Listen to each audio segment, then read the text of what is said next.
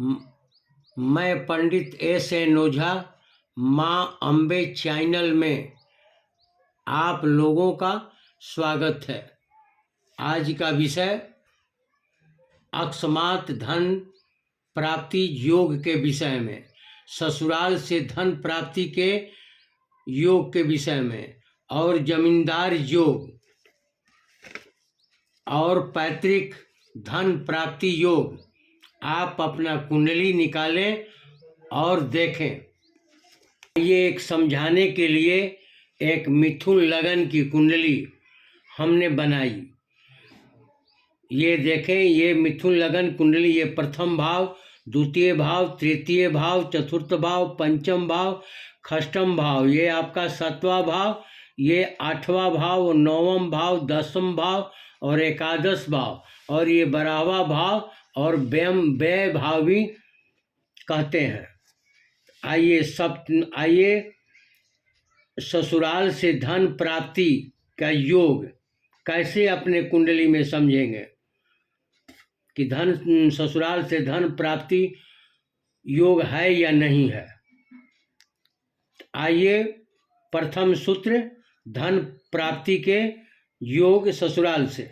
तो सप्तमेश, ये 7वां स्थान है, इसे सप्तमेश कहते हैं। सप्तमेश ये 9 लिखा है, 9 ये धनु राशि है। धनु राशि का स्वामी बृहस्पति देवता होते हैं, तो सप्तमेश इनको कहते हैं, सप्तमेश।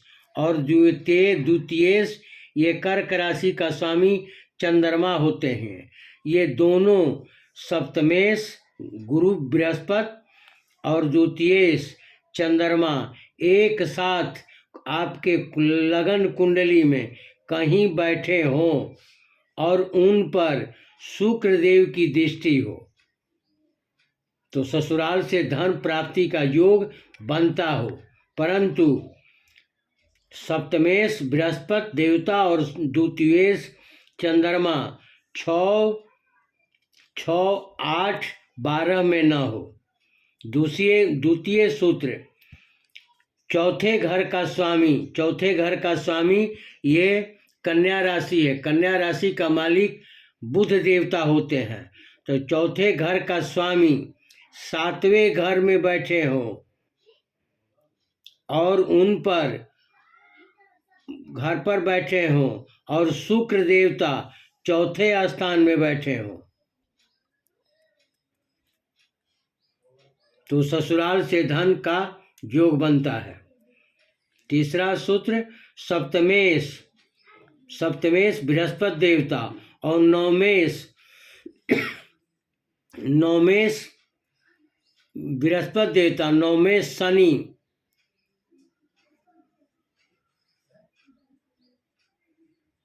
शुक्र से देखे जाते हों तो ससुराल से धन का योग बनता है। चौथा सूत्र बलवान लगनेश, ये बुध देव, मिथुन लगन है।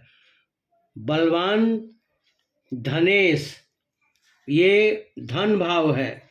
बलवान धनेश 7वें स्थान पर बैठे हो, ये 7वां स्थान है, बैठे हो और शुक्र से देखे जाते हैं तो ससुराल से धन प्राप्ति का योग बनता है। अब आइए अकस्मात धन, अपने लगन कुंडली में अकस्मात धन प्राप्ति का योग कैसे समझेंगे।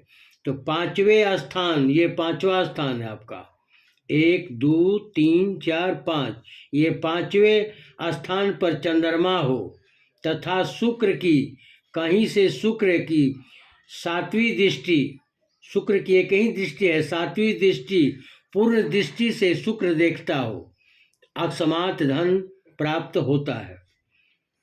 यदि द्वितीयेश, ये द्वितीयेश चंद्रमा और चतुर्देश बुध देवता की राशि में हो तो अकस्मात धन का प्राप्ति योग होता है।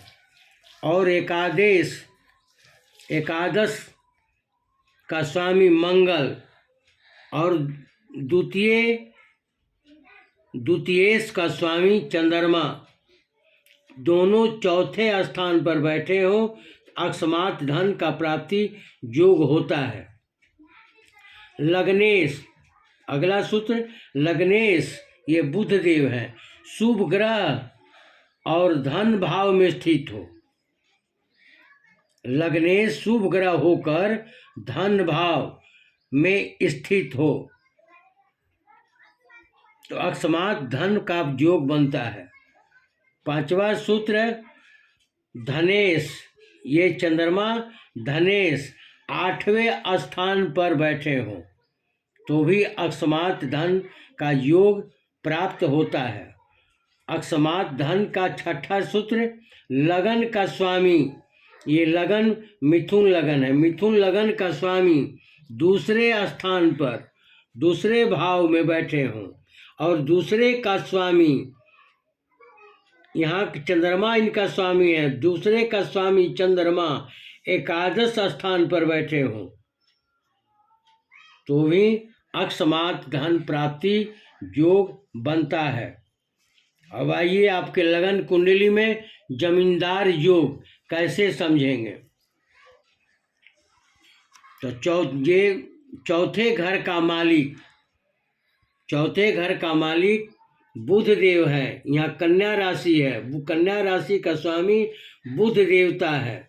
तो बुध देवता चौथे घर का स्वामी दशम में, ये दशम में, और दसवें घर के स्वामी बृहस्पति देवता चौथे स्थान में बैठे हो तो जमींदार योग समझे।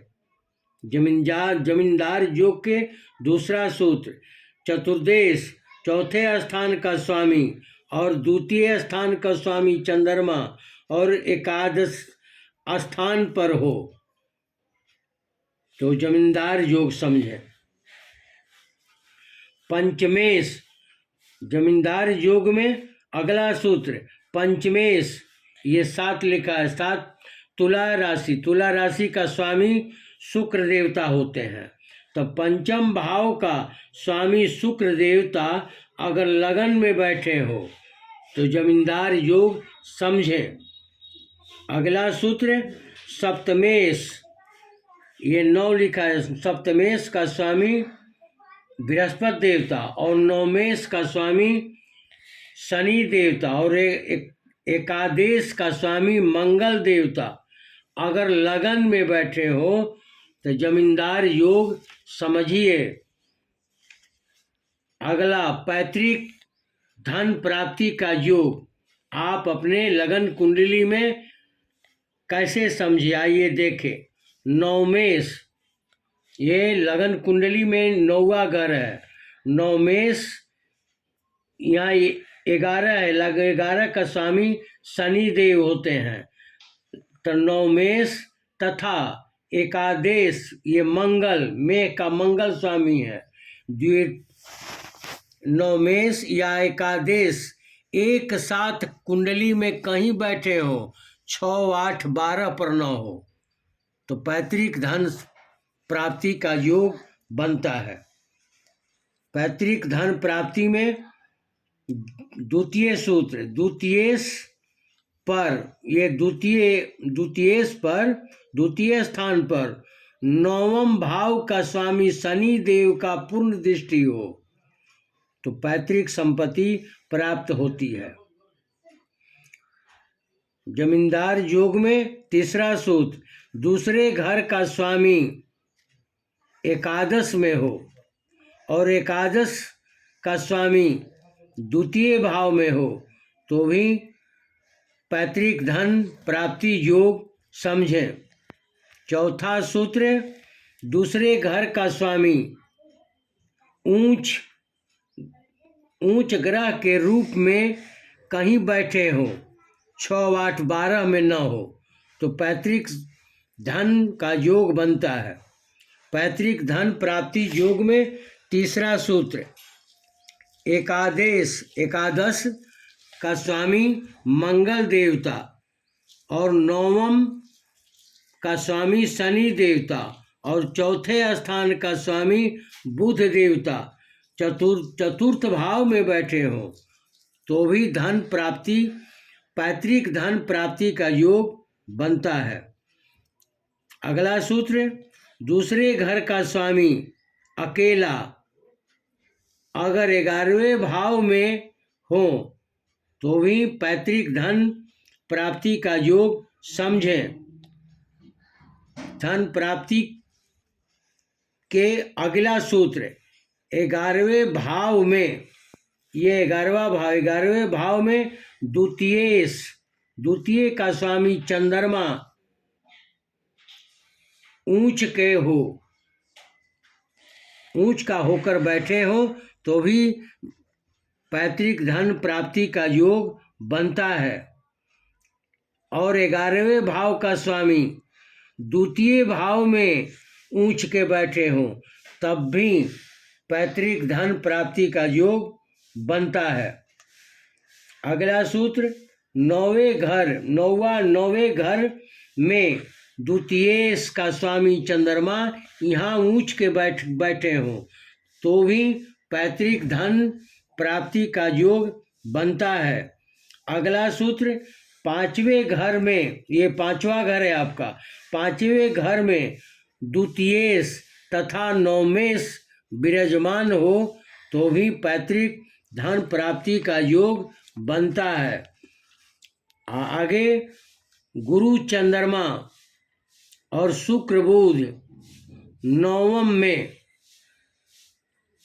में या एकादश में भाव में बैठे हो तो राजयोग समझें।